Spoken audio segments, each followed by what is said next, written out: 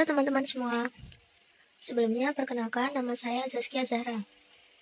Di kesempatan ini saya akan membahas beberapa contoh soal yang telah saya buat dari berbagai subtes, meliputi subtes PPU atau pengetahuan dan pemahaman umum, PBM atau kemampuan memahami bacaan dan menulis, dan yang terakhir yaitu biologi.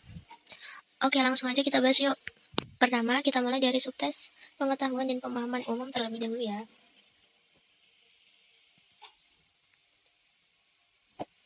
Jika teman-teman lihat sekilas, nomor 1 ini kira-kira soal tipe apa ya? Ya, betul sekali. Nomor 1 ini tipe soal hipotesis atau yang biasa kalian sering dengar tuh bahasa panda. Sedikit tips dari aku untuk mudah menyelesaikan soal tipe ini dengan waktu yang singkat. Kita harus cari dulu nih polanya. Gimana caranya? Pertama-tama, kita lihat dulu nih, apakah ada kesamaan kata di pernyataan pada soal ini. Setelah aku tinjau, pada kalimat pertama dan kalimat kedua, ada kesamaan kata pada kata guru. Yang dimana berarti bahasa telenovela dari guru yaitu Ramos. Kita cari lagi apakah ada kesamaan kata pada pernyataan di soal ini. Pada kalimat pertama dan ketiga, aku menemukan lagi persamaan kata kelas. Yang berarti kelas, bahasa telenovela dari kelas yaitu kore. Nah, kita sudah menemukan dua kata yang kita sudah ketahui bahasa telenovelanya. Dan sekarang kita cari pola dari pernyataan ini. Paling mudah kita bisa menemukan polanya pada kalimat pertama, karena kita sudah menemukan dua kata yang kita ketahui di kalimat pertama, yaitu guru dan kelas. Jika kita lihat kalimat ini, Jenny adalah guru kelas. Jenny adalah kore Ramos. Yang berarti letak kata Jenny itu tetap menjadi kata pertama dari kalimat tersebut. Dan pada kata guru dan juga kelas itu terjadi perubahan, di mana kata guru itu berada pada kata terakhir pada bahasa telenovelanya, dan kata kelas menjadi kata sebelum kata guru. Sehingga kita bisa ketahui polanya bahwa kata ketiga dan kata keempat itu polanya dibalik ya. Dan kata pertama, kata kedua itu strukturnya tetap. Sehingga bahasa telenovela dari adalah itu Dela. Lalu kita bisa langsung cek apa yang diperlukan di soal. Jungkook merupakan siswa santai. Dalam bahasa telenovela adalah kita bisa tahu bahasa telenovela dari santai itu pada kalimat ketiga. Sehingga kita bisa lebih mudah dalam mengerjakan soalnya. Yang dimana santai itu berarti adalah santara dengan menggunakan pola yang sudah dijelaskan tadi. Kata ketiga itu menjadi kata terakhir pada bahasa telenovela pada kalimat tersebut. Sehingga kata sekali bahasa telenovelanya yaitu Vera. Kelas itu kore, di sana itu esturo pada kalimat ketiga. Sehingga kita bisa tahu bahwa bahasa telenovela dari santai itu santara. Dan letaknya itu berada di kalimat ketiga pada soal. Kita bisa langsung tinjau pilihan jawabannya sehingga kita bisa langsung eliminasi yang tidak sesuai dengan pola. Kita tahu bahwa kata santara itu berada di kata ketiga pada pilihan jawaban. Kita bisa langsung eliminasi pilihan jawaban yang kata ketiganya bukan santara. Kita bisa eliminasi pilihan jawaban A, C, dan E.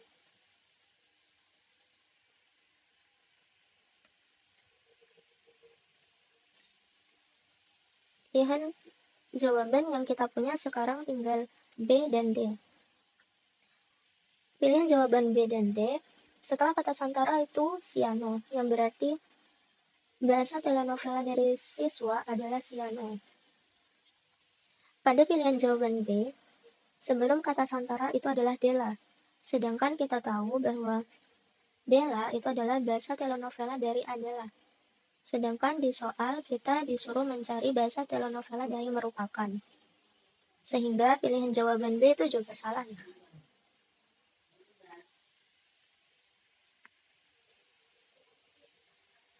Salah karena Della adalah bukan merupakan. Sehingga jawaban yang paling tepat itu adalah D. Yang D. Jungkook Palamo Santarasiano. Jadi bahasa telenovela dari merupakan itu Palamo. Sampai sini paham kan? Oke deh, kita sudah selesai mengerjakan soal pertama. Sekarang kita lanjut membahas soal kedua. Perintah pada soal kedua, kita disuruh untuk mencari pilihan jawaban yang memiliki pola makna yang sama dengan kelompok kata yang telah disajikan. Sedikit tips dari aku untuk mudah menyelesaikan soal tipe ini dengan waktu yang singkat, kita harus mengidentifikasi hubungan pada kelompok kata tersebut. Salah satu cara mudah yang sering digunakan, yaitu dengan menandai kata yang menerangkan dan kata yang diterangkan pada kelompok kata tersebut. Namun, pada contoh soal kedua ini, saya menemukan cara yang lebih efektif untuk menemukan jawaban dengan cepat dan tepat. Caranya yaitu dengan menyisipkan kata hubung di antara kedua kata pada soal.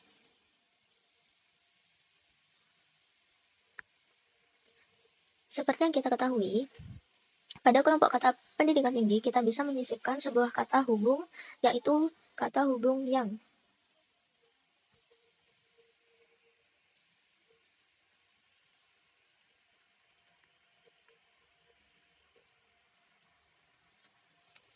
Jadi, kalau kita bisa baca, setelah disisipkan kata hubung yang, menjadi pendidikan yang tinggi. Masih masuk akal kan? Sehingga kita boleh saja menyisipkan kata hubung tersebut. Nah, karena kita sudah tahu polanya, kita bisa langsung terapkan pada setiap pilihan jawaban dengan menyisipkan kata hubung yang. Setelah diidentifikasi, tentunya pilihan jawaban E yang paling tepat disisipkan kata hubung yang di antara kedua kalimat tersebut. Bisa dituliskan juga rakyat yang jelata.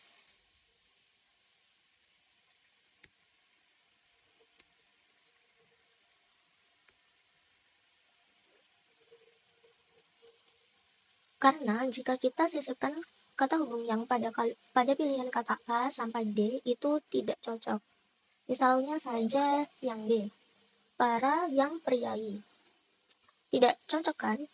Sehingga yang paling cocok itu pilihan jawaban E, rakyat yang jelata. Untuk tipe soal seperti ini, memang ada banyak alternatif yang bisa digunakan agar bisa menemukan jawaban dengan cepat dan tepat. Langkah pertama, kamu bisa temukan pola dengan cara menyisipkan kata hubung. Jika langkah pertama gagal, lakukan langkah lain. Salah satunya dengan cara menandai kata yang menerangkan dan kata yang diterangkan pada kelompok kata yang disajikan pada soal. Sampai sini paham kan? Oke, langsung aja kita lanjut ke soal ketiga. Pada soal ketiga ini, kita juga harus menemukan hubungan dari kedua kata yang telah disajikan pada soal. Pada soal, terdapat kalimat teknologi dan terdapat kata teknologi dan kata masyarakat.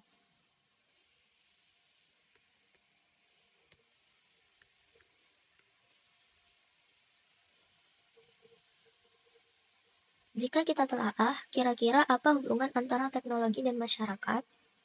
Ya, betul sekali. Bisa dibilang masyarakat itu membutuhkan atau menggunakan teknologi ya pastinya. Terutama di era globalisasi saat ini, pastinya mayoritas masyarakat pasti membutuhkan atau menggunakan teknologi. Lalu, kita akan telaah kata apa yang memiliki hubungan dengan kata air. Yang dimana kita harus mencari hubungan kata air ini dengan kata yang ada pada pilihan jawaban. Cepat saja kita lihat pilihan jawaban yang membutuhkan atau menggunakan air. Tentunya pilihan jawaban yang paling tepat yaitu yang A, tumbuhan. Karena tumbuhan itu pastinya membutuhkan atau menggunakan air. Yang dimana kata air dan kata tumbuhan itu berhubungan.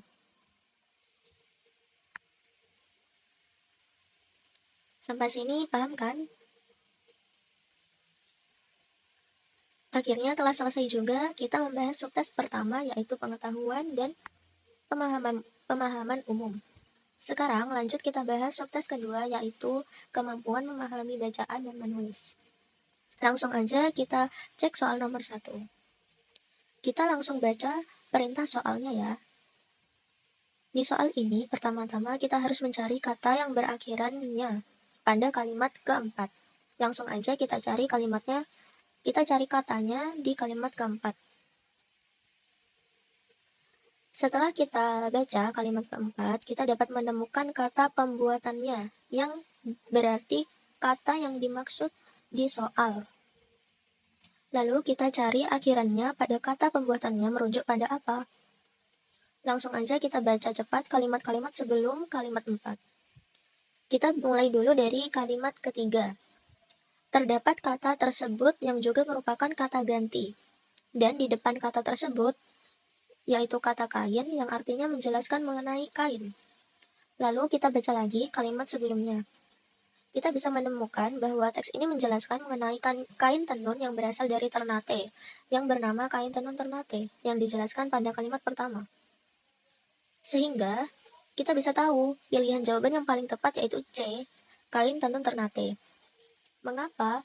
Karena pastinya pada kata pembuatannya pada kalimat keempat itu menjelaskan tentang kain tenun Ternate, seperti yang dijelaskan pada kalimat sebelum kalimat keempat. Kita bisa langsung jawab yang C.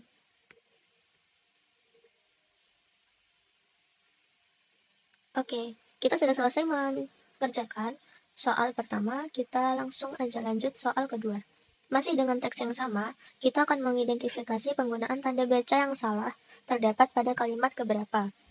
Oke, langsung aja kita cek pilihan kalimat yang akan diidentifikasi sesuai pilihan jawabannya ya. Kalimat ketiga.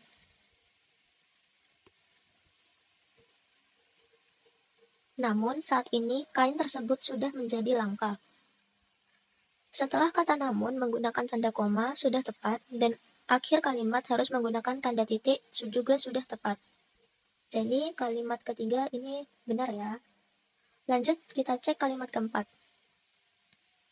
Suatu daerah di Ternate yang bernama Kolon Cucu adalah pusat pembuatannya, dan kerajinan tenun ini telah dilakukan secara turun-temurun di tempat ini. Nah, apakah teman-teman sudah menemukan kesalahan tanda baca pada kalimat keempat?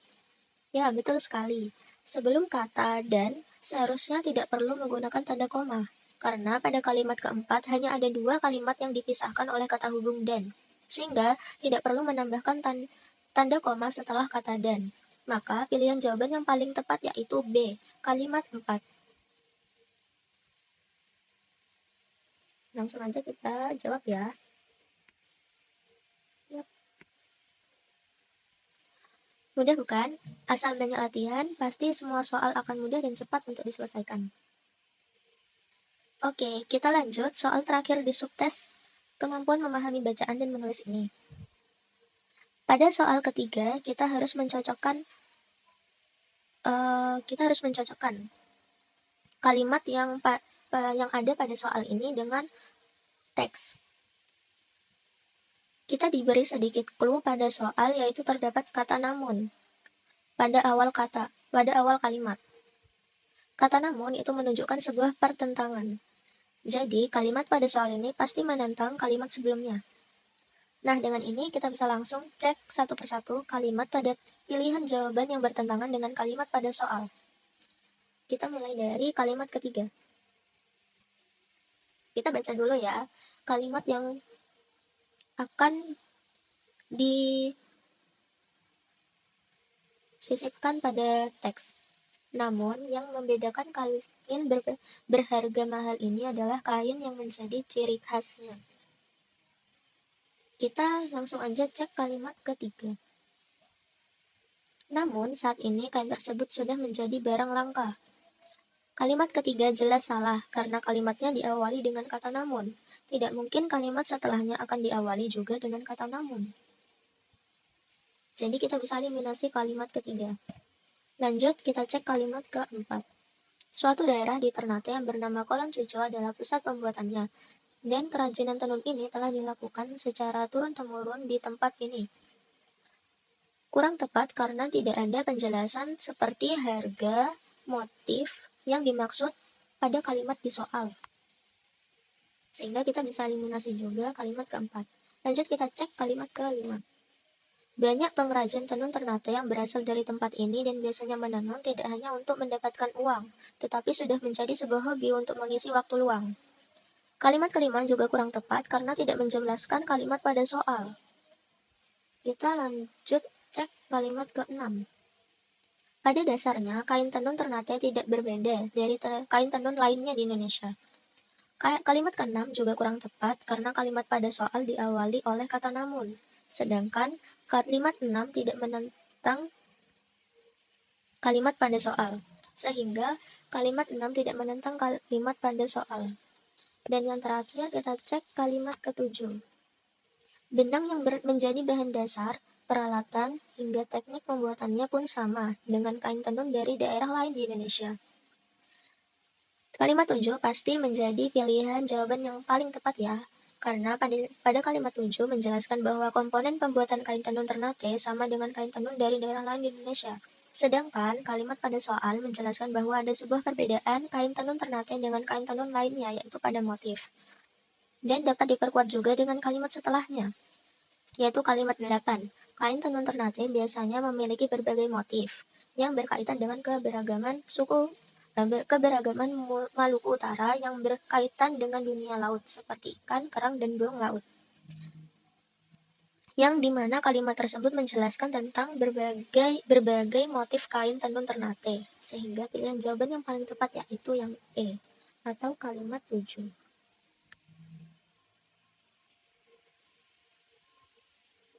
Oke, telah selesai kita bahas contoh soal dari kedua subtes yang telah kita bahas sebelumnya.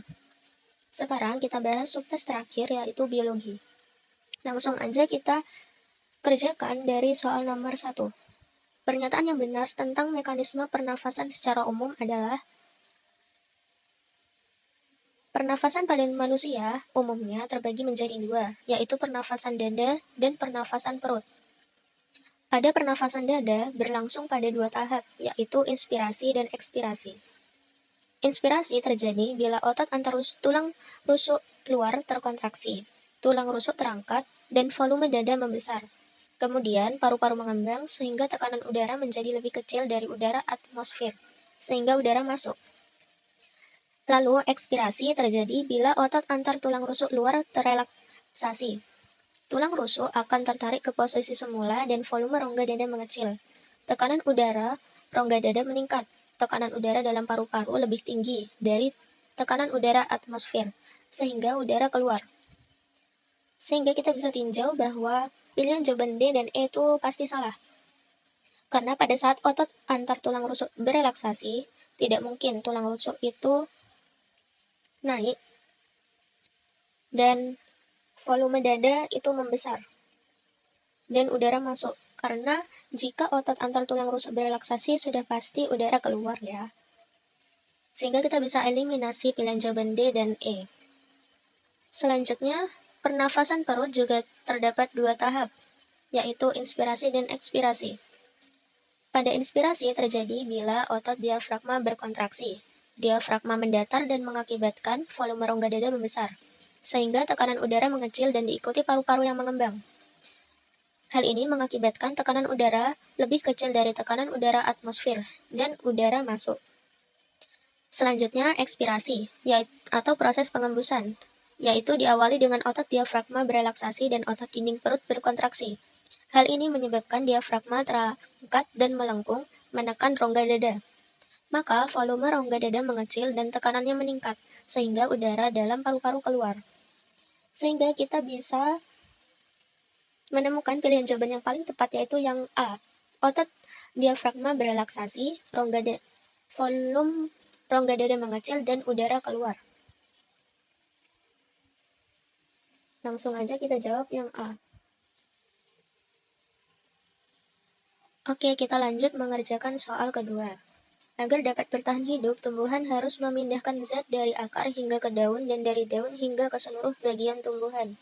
Untuk dapat mengangkut air dari akar hingga ke daun memerlukan jaringan apa? Kita bisa cek satu persatu pilihan jawaban di bawah ini. Yang A. Jaringan kolenkim.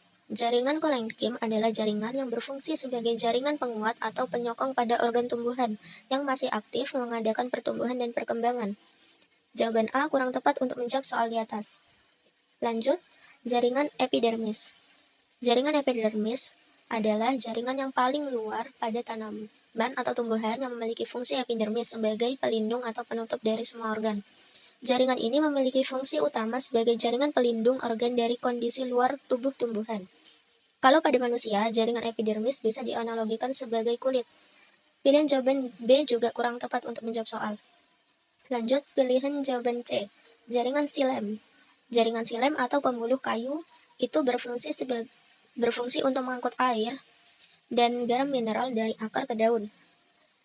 Pilihan jawaban C tepat untuk menjawab soal, karena pada soal diminta untuk menjawab jaringan apa yang digunakan untuk mengangkut air dari akar hingga ke daun. Pastinya jaringan silem atau pembuluh kayu yang paling tepat untuk menjawab soal. Tapi kita bahas juga pilihan D dan E. Jaringan floem atau pembuluh tapis berfungsi untuk mengangkut hasil fotosintesis dari daun ke seluruh bagian tumbuhan. Dan yang terakhir, jaringan parenkim. Jaringan parenkim terdapat dua macam, yaitu jaringan tiang atau palisade dan jaringan bunga karang atau spons. Jaringan parenkim banyak mengandung kloroplas yang berperan dalam proses fotosintesis. Ada pula jaringan parenkim yang tidak mengandung kloroplas, memiliki fungsi sebagai tempat menyimpan zat makanan. Sehingga yang paling tepat pastinya pilihan jawaban yang C.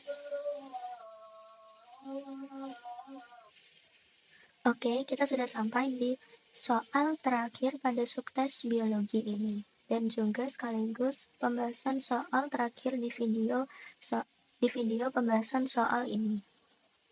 Langsung aja kita bahas soal nomor 3. Suatu saat, Yanto yang bergolongan darah AB menikah dengan Yanti yang bergolongan darah A. Golongan darah yang tidak memungkinkan dijumpai pada keturunan dari pernikahan mereka adalah... Wah, ini soal tentang golongan darah, yang dimana kalian pelajari pada kelas 12. Mudah saja caranya, kita bisa menggunakan sistem ABO untuk mengetahui golongan darah dari keturunan Yanto dan Yanti. Oke, bisa aku bahas sedikit tentang sistem ABO. Untuk menentukan golongan darah keturunan Yanto dan Yanti, kita bisa mulai dari golongan darah A.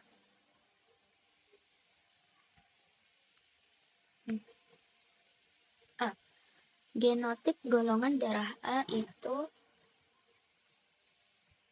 IA. Maaf ya tulisannya tidak jelas. IA atau IA IO.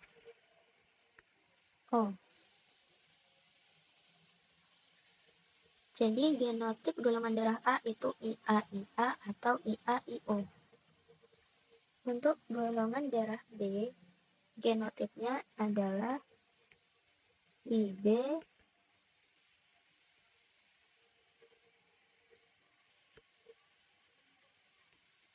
IB atau IB IO. Untuk golongan darah AB,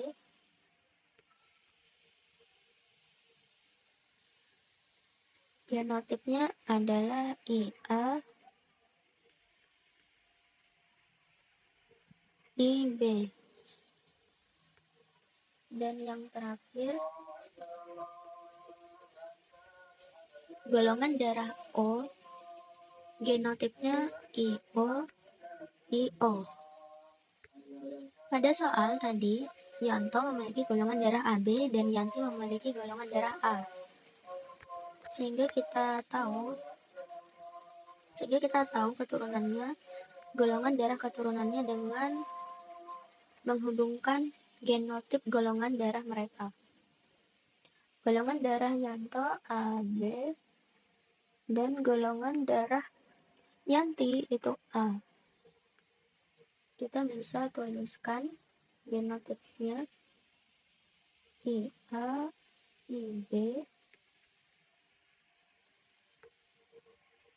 IA, IA, IA, IO. Jadi akan ada banyak kemungkinan untuk golongan darah anak mereka. Caranya mudah saja, yaitu dengan cara menghubung-hubungkan satu persatu. Contohnya seperti ini.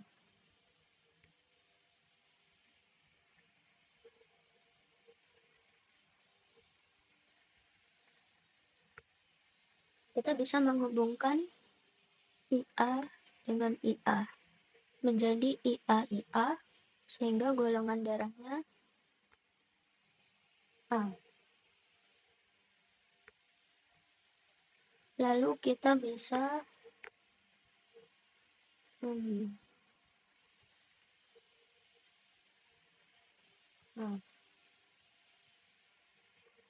lalu kita bisa menghubungkan lagi yang lain,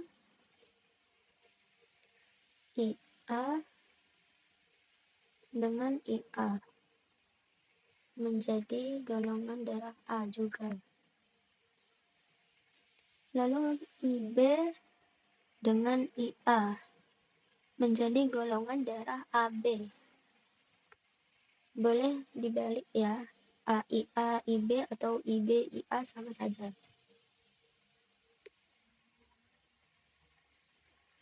Ini juga sama saja. Lalu IA, IA tetap golongan darah A, IA, IO tetap golongan darah A. IB, IB, IA tetap golongan darah AB, IB, IO golongan darah B. Sehingga kita bisa tahu bahwa keturunan mereka tidak memiliki golongan darah O.